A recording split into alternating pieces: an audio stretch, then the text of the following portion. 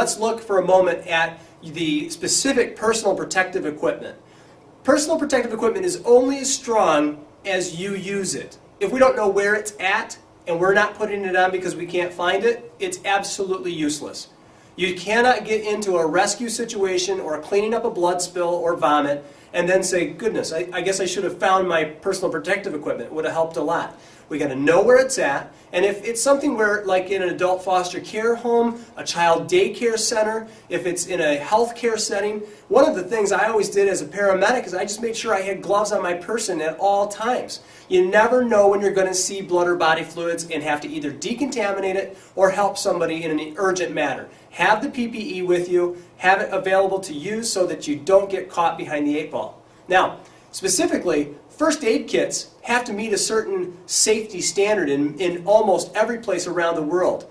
Make sure that that first aid kit has the stuff in it it needs. Specifically, not only the first aid supplies, but your personal protective equipment, including gloves, a CPR shield with a one-way valve, a face shield, eye shield combination, and in some cases, even an apron or a gown.